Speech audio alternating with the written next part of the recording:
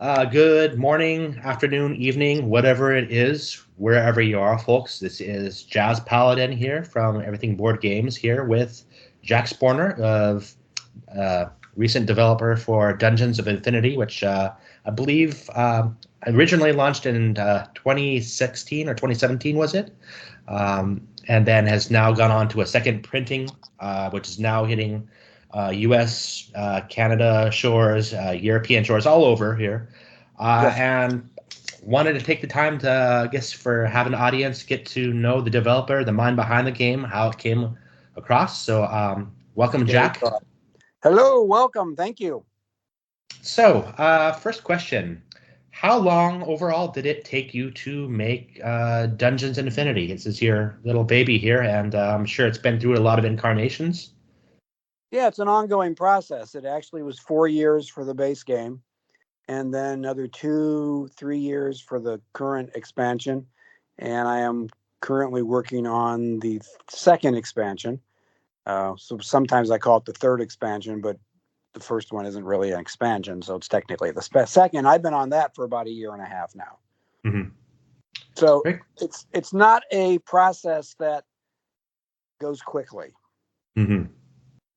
So 4 years for the first incarnation. What kind of we all now I know what the final form of this took was. It's a dungeon crawl game. Um, was it always a dungeon crawl, or did you have other ideas, or did it turn into a dungeon crawl over time, or was it always the No, base?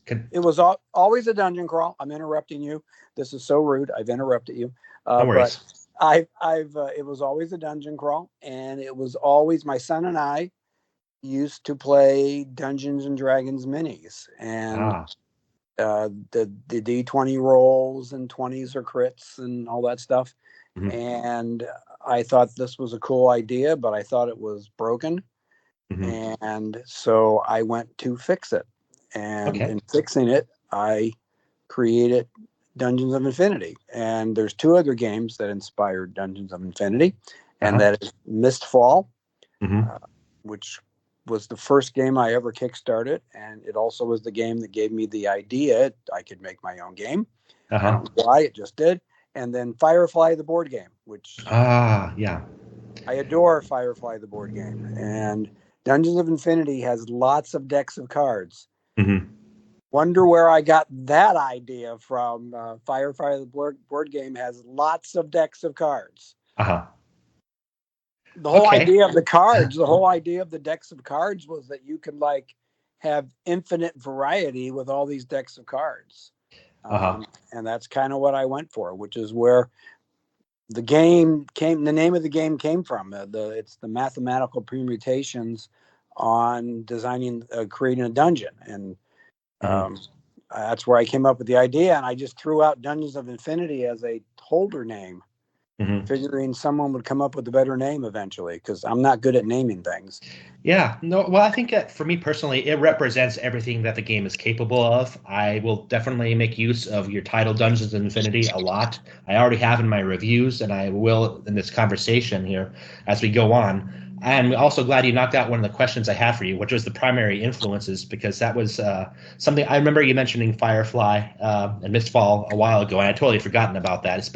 We've been in talk, for you don't know, audiences. I've actually been in contact with Jack for years since the Kickstarter initially launched. I was originally part of the crowdfund for the first time around, which I believe also did not succeed initially. It was the That's second correct. time, yeah.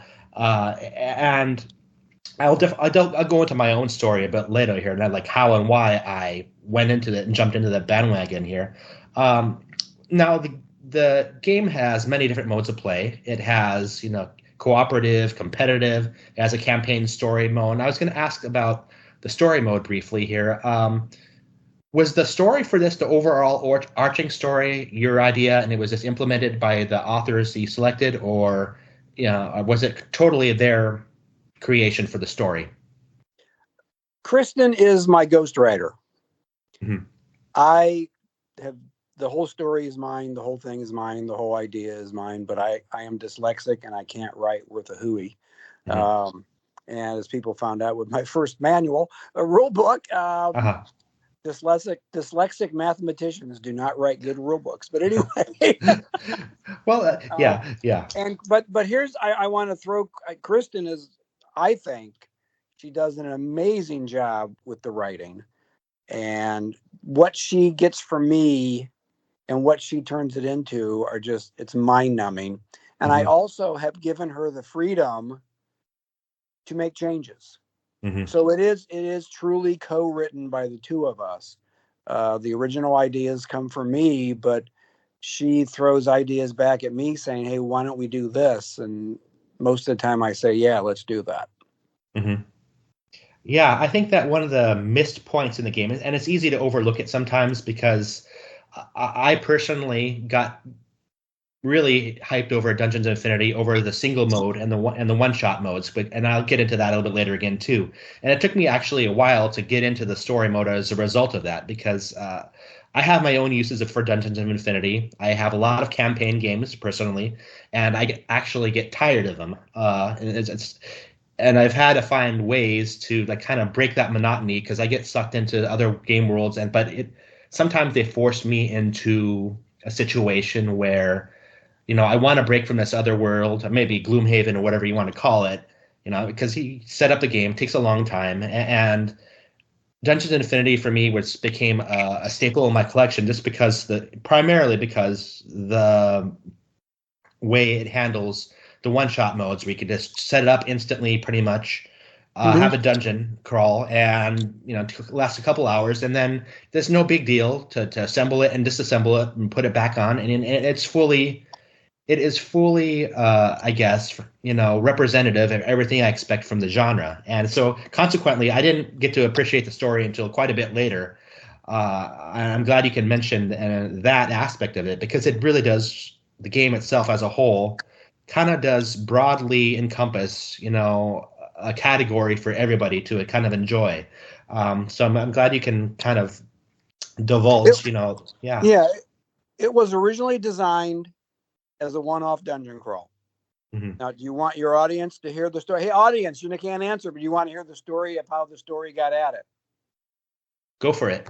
Because it was originally designed just to be one-offs, and then I came to the conclusion that you could put three of them together to make kind of like a mini campaign.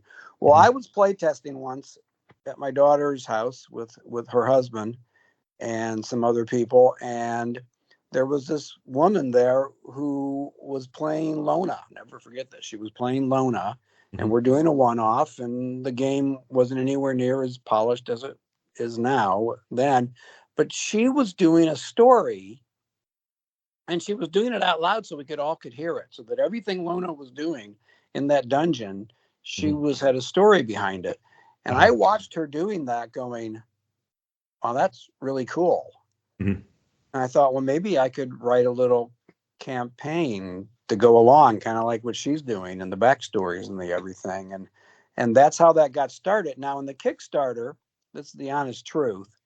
The first and second, but the second Kickstarter is where I threw in the campaign as a throw in. Hmm. In other words, it's going to have a campaign, so it's going to have more than just the one offs for the competitive and the co op and the solitaire. It's going to have the campaign too. So, Hmm. literally, during the Kickstarter, I was writing like the first chapter. Hmm. And I had to then, once it's funded, I was like, oh my word, I have to now write an entire campaign that doesn't exist. Yeah, yeah. But it ended up being, I mean, in all reality, my two favorite ways of playing competitive, which hardly anyone ever wants to do, but I love it, Hmm. is competitive. And then I love the campaign. I absolutely have fallen in love with these characters that I have created. Hmm. And, coming up with the backstories and tying the backstories Hmm. in to having little things that happen throughout the campaign that goes back to the backstories. And I've enjoyed it immensely. Hmm. Yeah, that's something that took me a while to adjust to because it's not.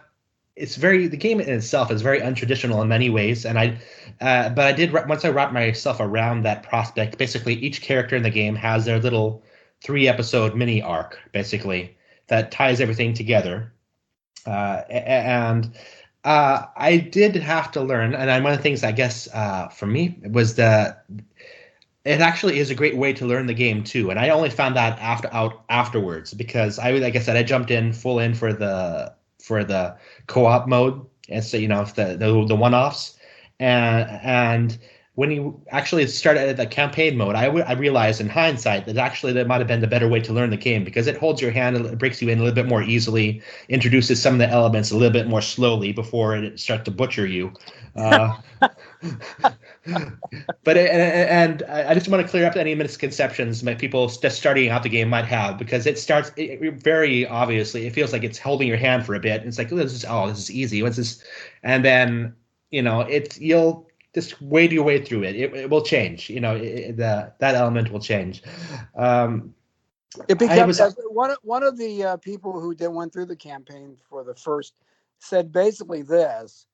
It's like you start off on a roller coaster going up really slow. And then once you get to the top, he said, basically the campaign unleashes insanity on you. Yeah. That would be a joint statement that I would concur with on that level. Yeah. So hang in there for those of you just starting that out. I also wanted to get into briefly here because I know that since you were originally independently published, Dungeons and Infinity, you have been taken on by Sky Kingdom Games, and I remember Eric Bitterman, head over at Sky Kingdom Games here. I've actually known him and talked with him for almost as long as you now too. But I remember seeing some when his first game, I believe it was Stonebound Saga, had come out. I noticed immediately when your Kickstarter was launching that there was an element that you shared in common, namely the original slider character boards. So I immediately linked the two of you together and figured you were talking on some level then. And then it turns out, there was some collaborative effort. How did you two go about meeting? Because I want to talk a little bit about those initial player boards, just a little bit, because then it ties into something else. But how did you meet?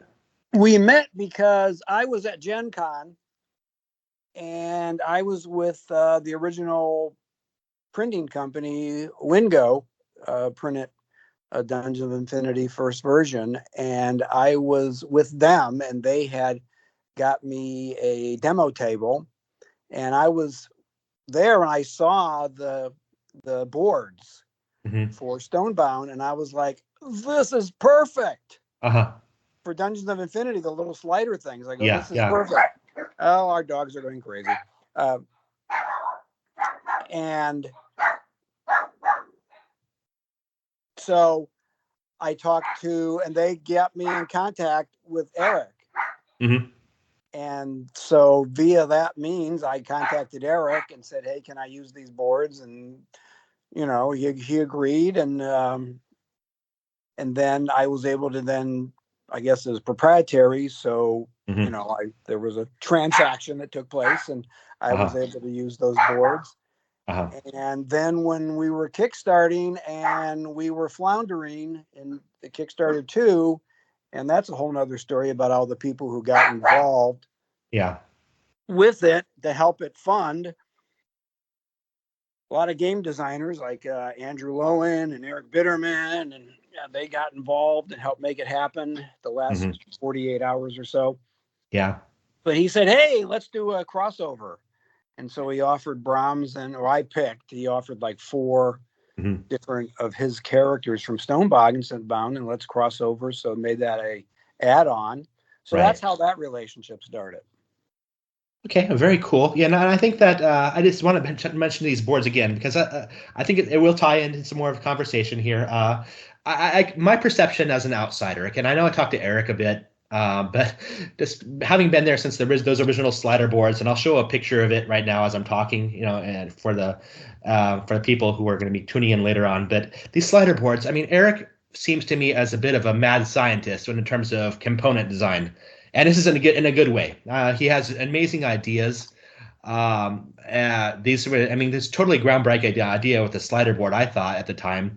And the only holdback from him and for you, because you end up using the same board, was that I think the quality control made it very, very difficult to make the boards consistent in terms of the sliders actually working or being able to get them in. But if it had worked out perfectly, as intended, I mean, this would have been the design that everybody was following. I know in the second printing and DOI, that's been rectified to something that's going to be much more controllable in terms of being able to get the metering, and it works out great. And don't get me wrong, but there are some components I miss from the first version. I do, and in theory, I love the slider boards. I loved how the story was on the back of each character board, and I do miss that aspect. But overall, functionality wise, the new boards, I'll show a picture of these for the viewers, later on when they're done recording. But those things are fantastic. Eric has also, I just want to throw this in here too because he's been a very integral part of kind of doing some new changes in Dungeons and Infinity too. I mean, what were some that you would think that stand out for you? The rule book. yeah. I mean, it's funny. I'm on Discord, and there's a few people, not many. I mean, the first rule book was a disaster and a nightmare almost from the minute people started getting it, except for people with degrees in mathematics. They thought the rule book was amazing. But, everyone else did not. And the process of redoing the rule book, which is the reason why it took so long to get this thing. Because one of the issues and one of the most exciting things about Dungeons of Infinity is the openness of the world and the things you can do. The mass number, like the 29 different things you can do on any turn, which is kind of insane. But I love that kind of freedom. That's the designer coming out saying, I want to be able to do all this stuff and all these different things. And so the rule book, the way it is now, the fact that there's only a few errors in it is mind-numbing for anyone who had to go through the process that we went through to get it from where it was to where it is now. And all the iconography that changed. The hero boards are amazing. Yes. And the game trays that they sit in, the whole process is just, everything in the game. The art has been updated. The cards have been updated. The new idea at first, when Eric showed me the new idea for the little tokens, I was like, this is so, and I'm thinking this is so not what I want. And then I started fiddling around with it on the boards, and I was like, this is so amazingly, awesomely good. No, I did. And again, for me, I guess personally reaffirms, I mean, his dedication, like I said, to quality control and components, that is really unparalleled, I find, in many respects. I have a lot of respect for him. By the way, I'm just going to throw this out here because I know as part of Sky Kingdom now, I will link to this, but he is also running Sky Kingdom with Wasted Parts. This is on Gamefound now, I believe. So I will link to. I won't go too heavily into that. I will link to that. I am actively, personally. He's got a great track record, so I am jumping on that bandwagon. So I will just throw that out there for people. But moving on, moving on to keeping in line with Dungeons and Infinity. So who is your favorite character? So I know the answer, but for those who don't, it's Akachi. My life is a blunt-edged sword. That's my wife. I am a blunt weapon.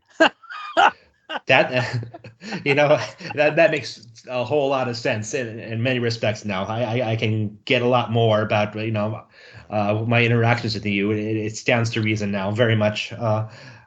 And how about the least favorite character for you so far, if you have one?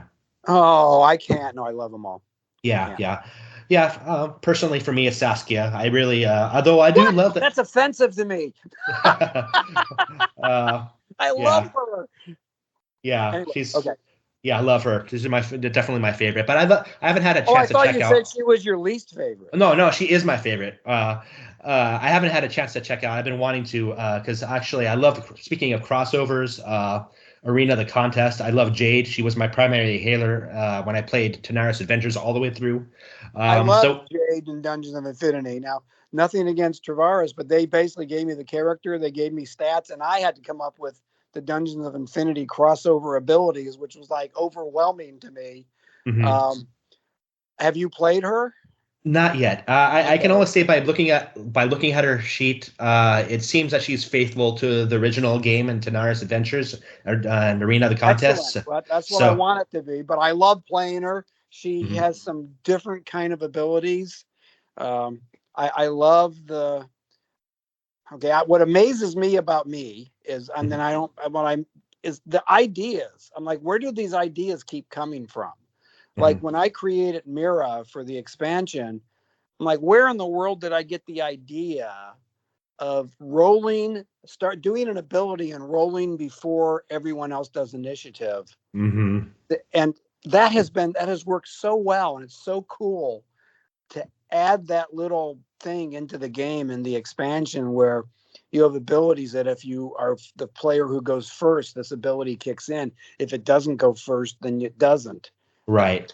that's to me, that's just fun stuff. And I was like, where did this idea come from? Just Yeah, no, that was I did remember looking at that. I did hold her player board and her cards, just kind of I'm trying to think how I can employ those skills and what a neat interaction that would bring to the table because, and I still haven't gotten around to her yet. There's just so many characters that I mean, when I recently started playing again, and I'll go into that again, but because I have my uses for this game that are very specific.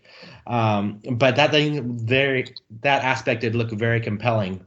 Um, Now you mentioned there's another expansion in the works. Is there anything at all that you can divulge about that, or is it just on a very broad level?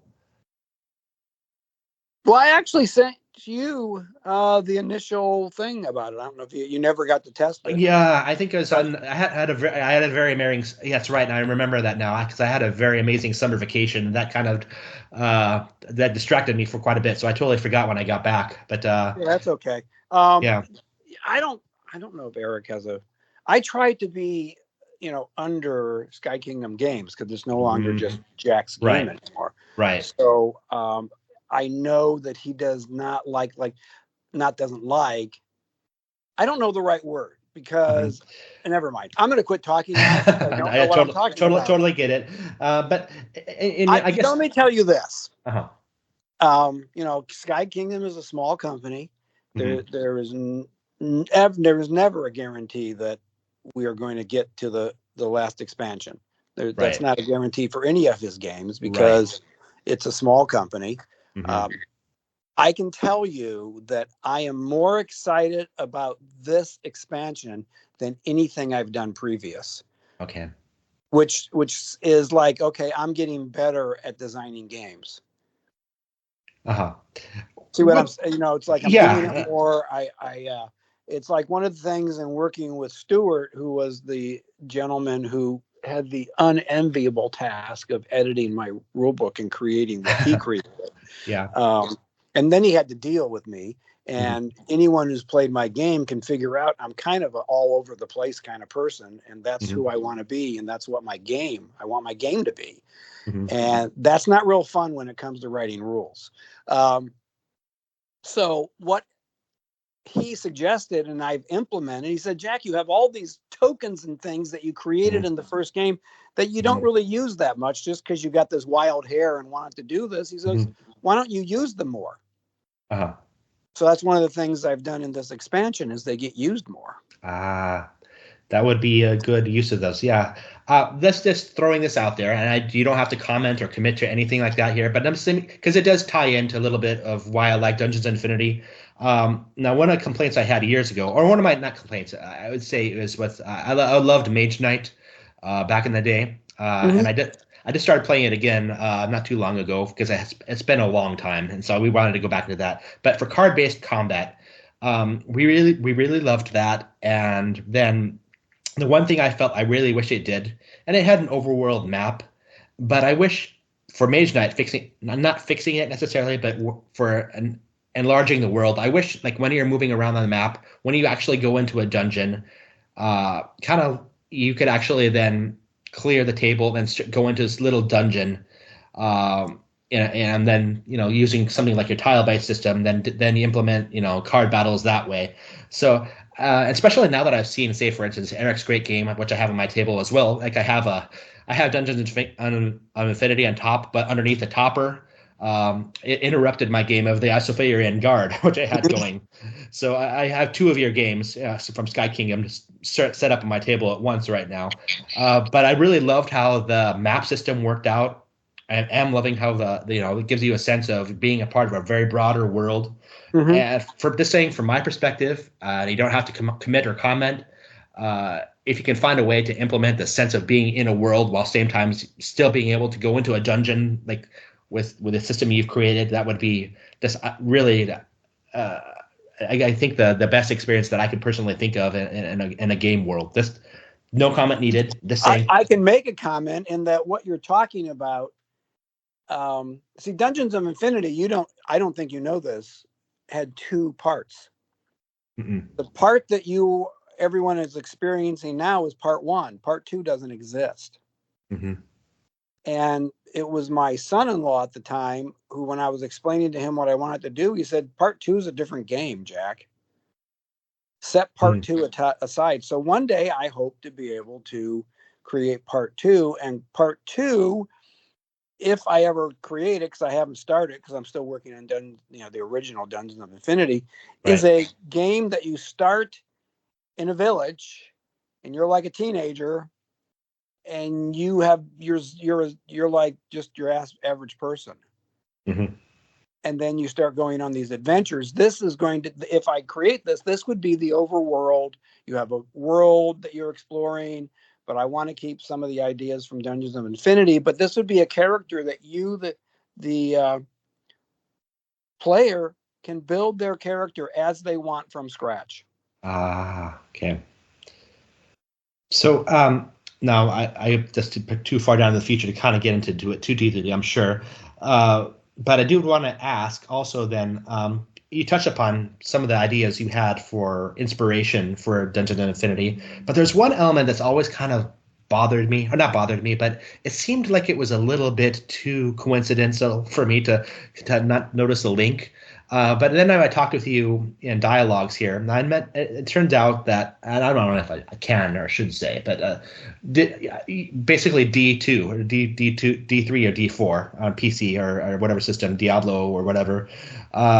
It sounds like you might have been playing that a bit when crafting DOI. Can I say that? I can cut that out if I need to, but that was one of my favorite games, and it feels like, for video games. But when I have this dungeon lord chasing after me, this feels so much like from like 30 years ago when I was playing the original Diablo and the Butcher came out and started yes, and started chasing me all over the place, and you had to like run, like whatever you're doing. He was going to focus on one character, and everybody else was like running around trying to snipe him or something like that. While he's just hunting madly for. With a cleaver in hand for one player. Did that cross your mind at all when developing the game, or is it just totally my imagination? It did not cross my mind. Okay. It did not. But I will tell you this. When I was in the initial stages of designing the game, I actually was playing Diablo 3 at the time. Mm-hmm. And something would happen in Diablo 3. I would pause the game, run into my computer room, and write the idea down for Dungeons of Infinity.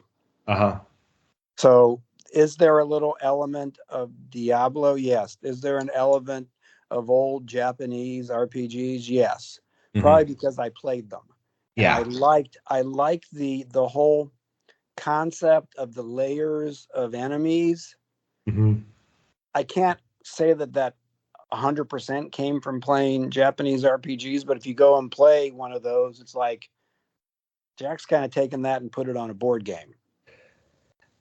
And that is the feeling I gathered. It really, when I was playing that, I mean, say for instance, when your inventory is full in a room full of monsters here, and you can't pick up that one legendary item from Diablo that just dropped on the floor. You've somehow got to maneuver around the monsters and drop it so you can pick up this new thing, that shiny thing that's fell on the floor. I love how in Dungeons Infinity that element feels there. You could leave it in the room or leave your items in the room. They're still there, that sense of continuity. Yeah, it was not on purpose. It was not purposely, but come on, I've played. You look at the games I've played, and of course that's going to be inside of me, and I'm going to, and if I like them, And there was no board game that I know of. No, and tell me if I'm wrong, because Mm-hmm. when you say Dungeons of Infinity has some unique elements to it, well, of course, because I wasn't a board gamer at the time. I Mm-hmm. played basically Firefly, and I had ordered bought Mistfall, but it hadn't showed up yet, Mm-hmm. and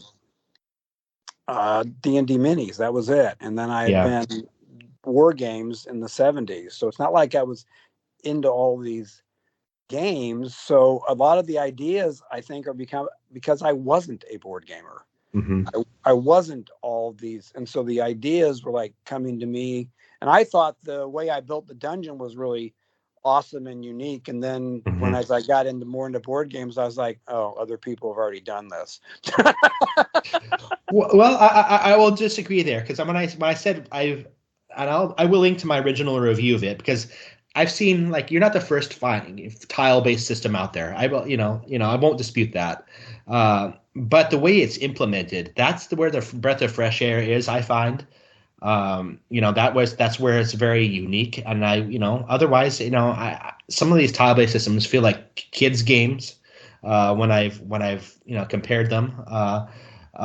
With I the remember you saying that in your initial review. I remember you Mhm. saying that. Yeah, so I mean that's the one thing that surprised me, caught me off guard.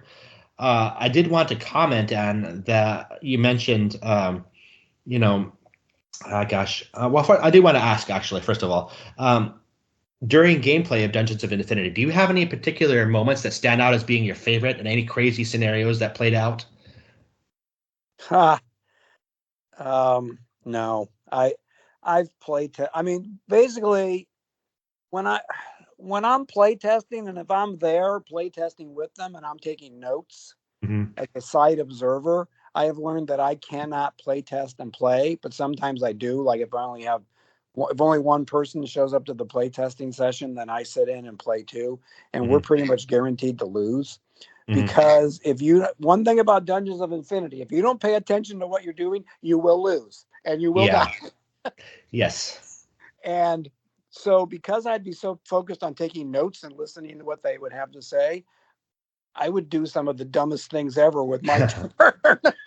And I will not say that I'm not guilty of that, so as well. But it does require attention. I agree, and knowledge of what you can do. Like all that you said, you mentioned 20 something things that you can do during your turn, and having an intimate knowledge of what they not only what they do, but what circumstances they're best employed in. That's really the part of the masterful part of the journey for me through the dungeon delve.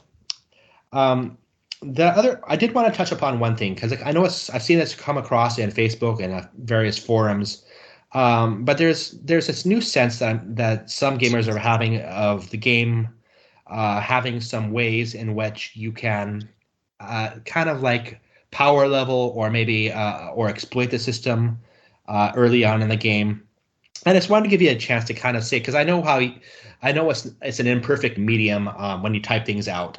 So I just kind of if you wanted to say anything about that, and I can give my 2 cents as well on Yeah, that that'd be level. fine. Yeah, that'd Yeah. be fine. So here's what happened. I designed the game, and I didn't say this. I designed the game for me. Hmm. So if I don't love this game, then I fail miserably. Well, I love my game. I've played it over 400 times. And if someone were to come to me and say, let's play Dungeons of Infinity, I will readily do it because it works for me. Hmm. Now, what was happening during play testing, and I hate to blame my other play testers, but I'm kidding. Hmm. But if someone didn't try to do something during that play test session, Hmm. I wouldn't know to close the door. Hmm. Does that make sense? I mean, Yeah. the cards in version 1. Now, I am not as up on the version 2 Hmm. terms as I am Uh, version 1, and it right. used to frustrate Stuart all the time. And it's like, Stuart, I lived with this for 7 years. Hmm. You're not going to change these terms over a few months and have me not doing the old terms. Right. I just not going to happen. Um, but I had to put if in combat or if weakened, so that Hmm. people wouldn't do healing and combat abilities over and over and over again just to level up. Right. and which I was watching these people play this, and I remember writing notes going, "This is lame. I can't believe they're doing this," but they can do it. They're gaming the game. And so one of the things that has come out here lately is that you can rest and have nothing happen with the threat meter. Right. And in my mind, I realize, now you probably know this because you've played it a lot. A lot of the things in Dungeons of Infinity make sense. I've logically thought these things through so that if this happens, then this happens. It's like people are like, oh, you can do rangers from another tile. Well, that to me, that makes sense. Yes. And so if it makes sense, I try to incorporate it into the game. Well, what happened is we're playing the game and I'm watching everyone lose like every game. Before I implemented this rest system. Yeah. And I'm like, this is no fun. People are not going to like playing a game that they can never win. Because the healing can't, if you're not playing Sephiroth, and even Sephiroth, her healing abilities are, you run into a sentinel and whack. Yeah. You're losing health, and her healing 4 or 5 at level 1 and 2 isn't going to make much of a difference. Right. So from a balancing point of view, I created this system where you could just rest on a dice roll. And, like if your health is 2, you subtract 2 from 20 and you heal 6 on a 1 through 18. Right. And yes, you can do it over and over again. And I found that was the only way, once the Dungeon Lord showed up, was to have any chance to win the game. Right. Because if you kept exploring and didn't have that rest ability, then you're getting slaughtered. Yeah. Later in the game. Now, could it have been implemented better? Well, now that I'm seeing, because in the first version, people didn't find this. In the second one, these gamers, which is who they are, that's what they like to do. And they found this. And it's like, well, none of the playtesters ever found it. They ever did it. So I never saw it. And I don't think that way because I'm a blunt object. Right. I am not exploring my dungeon, not looking for, I'm always pushing forward. Right. I'm always pushing forward. And when you push forward and explore new tiles, that is when the threat meter is moving. When you're starting combat, it's moving. When you're resting, it's not moving. So I get what they're saying. I'm probably not going to change it. But if they want to modify it, see, it's a very open-ended game. Yes. And if you want to, like some people said, roll a dice and then move the threat meter. So go for it. House rule it until you're happy with how it works, because it works the way I'm happy with. Yeah. But if you want to make it so it a little different for you, who am I to tell you not to do that? Right. Have fun with it. Yeah, and I think I've seen some people like do a little bit of, try to postulate again, some of them even without playing it, this broad rule changes for it, and I don't, all it needs is something very, very simple. And I remember saying a couple of days ago for something, all it's just like you said is all it would need in theory would be one dice roll to mitigate that, and even then, but then I feel it's not necessarily in your best interest to put an official rule out there as to what happens, because everybody's going to have a different opinion. Well, how much is it the threat meter that goes up? Is it going to be a monster that comes up? If so, how many monsters pop up? Is it going to be a sentinel that pops up? Everybody's going to have their own sense of what should happen to increase the danger level in the initial part. And for me, the base game is just totally working fine. It's not broken. It's just one of the things I made an analogy with you the other day is just cooking. I always try the recipe the way the chef wanted it initially, and then I will later on adjust a little bit of seasoning to my own tastes. And I think the chef is not there to get irritated with you. Right. They're not. They're away. They've done their thing, and now you bought the game. You have control over that game to do what you want. I'll admit, Isofarian Guard, I house rule it.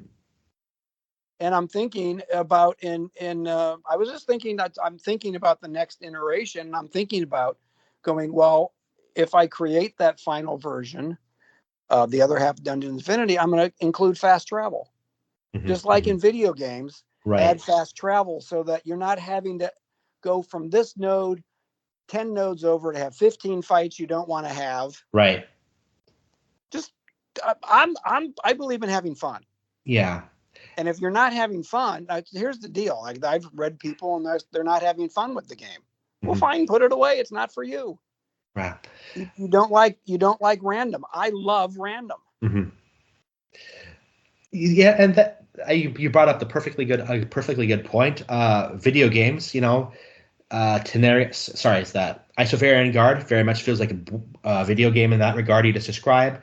Dungeons of Infinity, the way I parallel the comparison is, for resting, is actually the same line, a video game, because it really felt like when I was doing that, and I remember the first time I played it with my wife, I realized, hey, we can rest like this and really had not have a consequence, and we debated this. So is this something we could do or should do, and it eventually came back to this, well, if this is a video game, would I have a problem doing it? And I was like, no, I do this all the time in video games.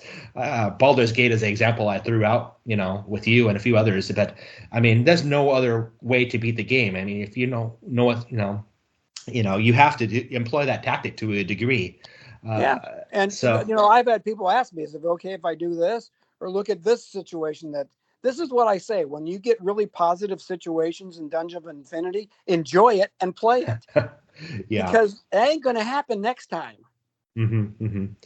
Yeah, it's all the way that, like I said, the randomization, the way the dice fall, as so to speak.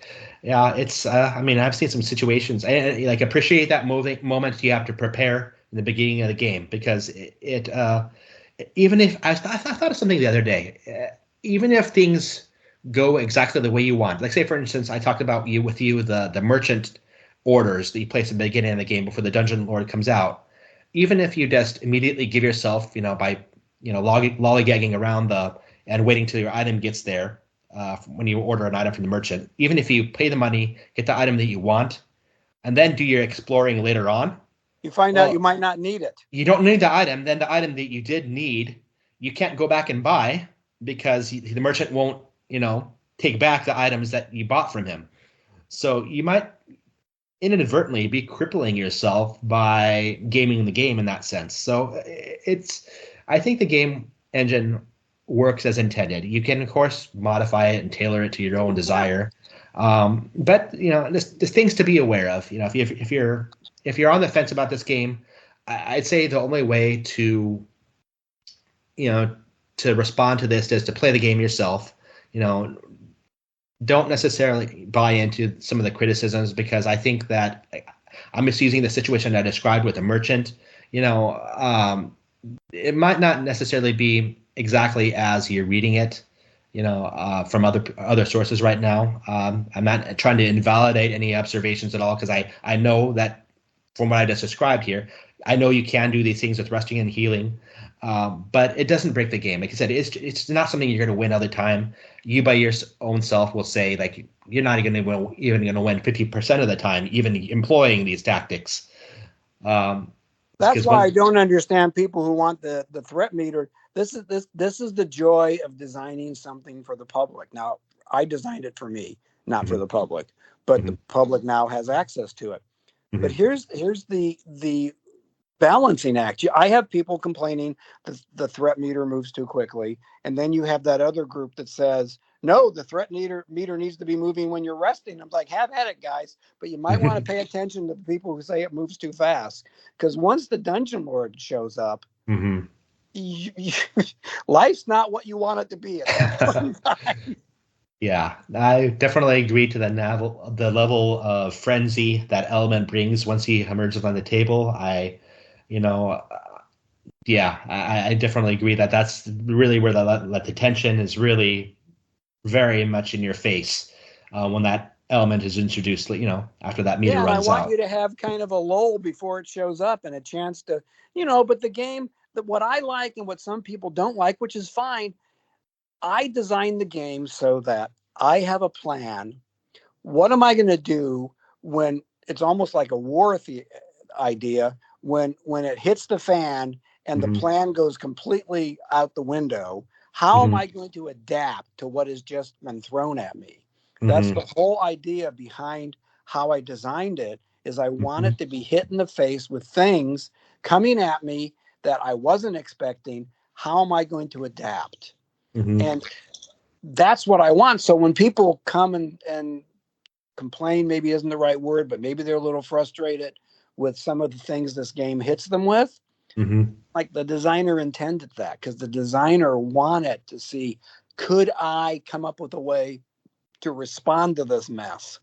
And after having played over 400 times, my feelings are very, very, very rarely do you luck your way into a loss. Usually it's your own bad decisions. And that's primarily why I love the game personally. I know what you're saying. Now, I have a favorite game list. I have my own top 10. For a while there, your game was number one. And the number two, the number one game for me now has some, I won't mention it, but I've interviewed them as well. But it has some elements that are very, very similar to Dungeons of Infinity. Then when I realized what I loved about this one game is also what I love about Dungeons of Infinity. It's not the scientific difficulty, but the sense of control you have in your fate. It's not about luck. It's about the decisions you make, learning the game system, how to mitigate, the trauma that comes your way, because it's going to hit you, no matter kind of what happens. So I would encourage people just to kind of get to know the system very well before establishing too much critique at it, because I think there are elements of control that exist, and it's overwhelming, kind of like I said, figuring out what to do in what situation. Like, combat is not the only way out of a situation. Learning how to nick foes off, with an archer, with Lona, from another tile. All those different little strategic elements that you really have to have an awareness of everything that you can do to really maximize your odds. Yeah, so, and every hero, and I don't recommend playing one hero in the dungeon. The game's not really, that's like the ultimate challenge. If you can, because you're pretty much gonna lose 90% of the time if you're one hero. Right. The thing that I like is, and I designed it for solo play with two heroes, is I love, and this was on purpose, how every combination of heroes has a different strength that you need to play to. And you need to learn how those two heroes work together and how they can have synergy to create power. And which is why in the campaign I force you to do different heroes. So you can learn different strategies for the different heroes. But I love doing that. But every combination of heroes you pick is going to have a different synergy of power and help you get through it. But it's just figuring out what it is. And in some cases, it's not about fighting, which is pretty impressive coming from a designer who's a blend-add instrument. Yeah, that's a bit of a contradiction. But the fact that I was able to find a way to include that in the game, where actually being subtle can help you get the victory over brute force. Yeah, no, that's a testament to the game engine itself for me. I have one last question for you. Okay. 4. And the answer is 4. Yeah, I just read that. I actually just read that for the first time. It's almost like a Hitchhiker's Guide to the Galaxy, response there. But I was going to ask you now, are there any elements of the first printing of Dungeons of Infinity that you miss, or over the second printing? Is there anything for nostalgia that you wish you kind of had back, or is it all kind of where you want it to be? I miss, and there's nothing we could do about it, I miss the backstories on the back of the hero board. Me too. I miss that. There's nothing we could do about it, though. Right. And those hero boards are so much better than the other hero boards that it's just was nice to have someone say, turn that over and read that backstory. Now, I put a lot of time into those backstories, and I'd like people to read them because there is a lot of time invested in tying all these heroes together. And, I hope that we're able to do the final expansion and get to the story. The story is basically, it's going to be for the final expansion, another 18 dungeons. Mm-hmm. And I wasn't sure when I first started, but I'm like, okay, I'm in just about finished with chapter 5, and I can see that chapter 6 will be the final chapter. Mm-hmm. But the little interesting thing, I wrote the epilogue of the story before I even started finishing the story. It's the first thing I wrote was everybody's epilogue. Well,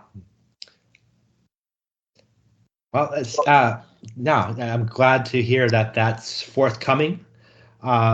Just my own 2 cents before wrapping up. I guess for me though, with what I miss the most is I love how the game is still relatively on the small side, but compared to the first edition, which I would gladly take on an overseas trip, it's a little bit harder for me to do now, because there's just so much more content. Yes. That would pretty much for me, along with the storyboards, that's the only element I kind of miss, and which was back to version 1. But overall, it's a great game. It's in my, like I said, my top 10 list, my number 2 favorite game right now. Sky Kingdom Games making, again, a history and a good track record of fantastic games with the Isofarian Guard. I'll talk about Stonebound Saga with Eric hopefully another time. And then also this last minute invitation for everybody, please check out Sky Kingdom Games, their new latest Gamefound. They have the Waste of Parts going on right now, which I am gladly participating in. They have a great track record there, great design, and hopefully you'll check it out. Yeah, and Eric's got, I'm sorry, interrupting you. He's got a new plan in place because his games have always taken a long time to get from Kickstarter to pub to delivered. And that's because he's so exacting about all the things he wants. Mm-hmm. But what he has told me and what is happening with Waste of Parts is it's not going to be years, it's going to be months, because essentially Waste of Parts is pretty much ready to go. And if we do, I need to be positive, when we do the final expansion of Dungeons of Infinity, it's going to be ready to go pretty much. And maybe what's going to be missing is getting all the play testing, because it's a big deal to play test all the new stuff I'm adding, which I've been doing for the last year and a half, and I'm still not done with that. And then play testing the scenarios I wrote. And another thing that's a testimony to this system is how the campaign, and see if you agree with this, I take the space system of those scenarios and turn it on its head with the campaign game, doing things that it's like, okay, the campaign game is going to overwrite some rules, and these rules are overwritten just for this chapter. Right. But I've been impressed with, now I know I designed it, so I shouldn't say that. but since I designed it and didn't know what I had designed, does that make sense? Yeah. I'm impressed with what I'm able to do with it in the campaign to make it so that the campaign is not the same thing over and over again. Mm-hmm. And that's really one of the hallmarks for me of good game design. Eliminating that sense of boredom that people have often during campaign games. I get that all the time. So Dungeons of Infinity was a very big, fresh breath of air for me in many respects. I encourage everybody to check it out. Jack, thank you so much for your time, and I look forward to doing this again someday. Cool. Yeah, I'd love it. Thank you, Jazzy Paladin. By the way, you didn't say Indolf was your favorite character. I still say, Indolf, the new one? No, Indolf, because he's a paladin. Oh, yeah. Oh, that's got that. Yeah. Yeah, the only hero who can do all 3 of the elemental damages. He's the only one that can do it. True that. But I still love Saskia, her flurry of blades. Just, that's that one element, one thing that I haven't learned to let go of. So great design for her. Good job. And, we'll be talking again soon. Okay. Thank you very much. Okay. Talk soon. Bye.